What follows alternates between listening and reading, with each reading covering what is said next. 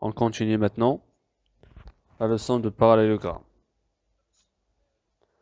Donc on a déjà étudié reconnaître un parallélogramme, utiliser les propriétés d'un parallélogramme dans la première partie.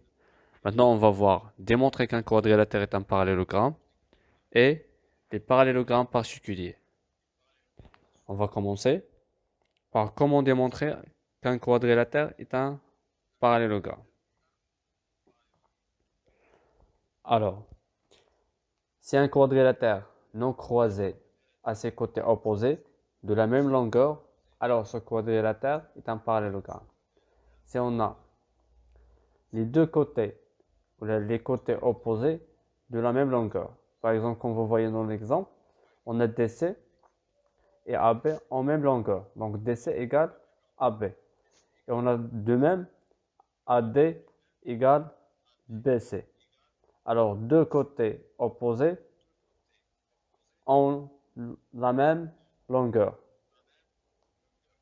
D'autre façon, si un quadrilatère a deux côtés opposés, parallèles et de même longueur. Comme vous voyez, on a DC, il est parallèle avec AB. Et la même chose, DC égale AB. Alors ce quadrilatère est un parallélogramme. Donc pour la propriété ici, c'est un quadrilatère à deux côtés opposés, parallèles et de même longueur. Alors ce quadrilatère est un parallélogramme. Il suffit de démontrer seulement deux côtés opposés sont de la même longueur et en même temps parallèles.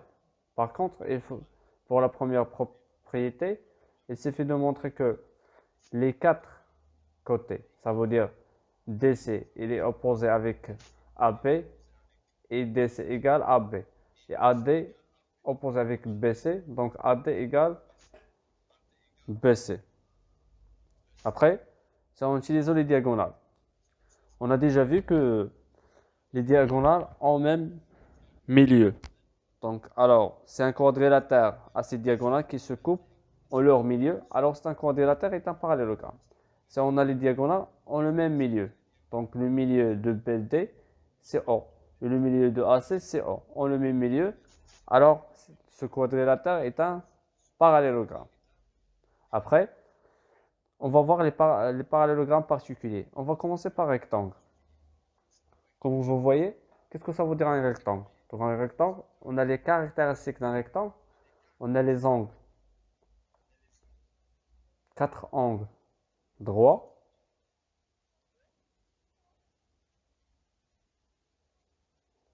Et on a les diagonales ont la même longueur. Comme vous voyez, on a BD égale AC. Et on a la même chose, on a DC égale AB. Par contre, on a AD égale BC. Donc, comme propriété, si un quadrilatère est un rectangle, alors ces diagonales sont la même longueur. On peut utiliser seulement les diagonales. Sinon, on peut utiliser les angles. On a les quatre angles droits. Pour le losange, la propriété de losange, que les quatre côtés ont la même mesure ou la même longueur, on peut dire les diamètres. On a le diamètre AC et le diamètre BD sont perpendiculaires et forment un angle droit. Donc si un quadrilatère est à losange, alors ces diagonales sont perpendiculaires. Comme vous voyez, donc les deux diagonales sont perpendiculaires.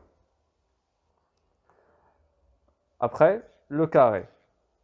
Donc le carré, comme tu sais, vous savez que les quatre côtés sont de la même longueur. Et on a les quatre angles droits. Il y en a aussi les diamètres sont perpendiculaires. Donc si un quadrilatère est un carré, alors ces diagonales ont la même longueur et perpendiculaire. Donc ont la même longueur et perpendiculaire. Et on a les quatre côtés ont la même mesure. On a 4 angles droits. La différence entre carré et le rectangle, que le rectangle, pour le rectangle, il y a les deux côtés opposés sont égaux. Par contre, ici au carré, les 4 sont la même longueur. On a la même mesure. Alors, pour déterminer la nature d'un parallélogramme, donc pour le rectangle, c'est un parallélogramme à un angle droit, alors c'est un rectangle. Il suffit de montrer qu'il existe un seul angle droit. Alors on peut dire que c'est un rectangle. C'est un parallélogramme assez diagonal de même longueur, alors c'est un rectangle. Donc il suffit aussi de montrer que les diagonales ont la même longueur. Pour le losange, donc c'est un parallélogramme à deux côtés consécutifs de la même longueur, alors c'est un losange. Si on a les côtés consécutifs en même longueur, alors on peut dire que c'est un losange. C'est un parallélogramme assez diagonal perpendiculaire, alors c'est un losange. Alors si on a un parallélogramme ces diagonales sont perpendiculaires, on peut dire c'est un losange, on peut dire c'est un carré. Et pour le carré, c'est un parallélogramme à un angle droit et deux côtés consécutifs de la même longueur. Alors c'est un carré. Alors pour montrer un parallélogramme, il suffit de montrer qu'il existe deux angles consécutifs de la même longueur et un angle droit. Alors on peut dire que c'est un carré.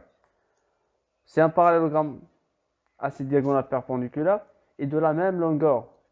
On dit que c'est un carré. Donc pour le montrer, il faut montrer que les diagonales sont perpendiculaires et de la même longueur.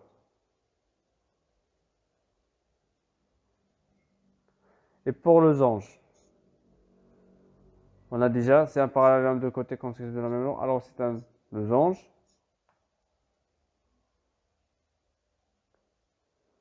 On a des pour le carré.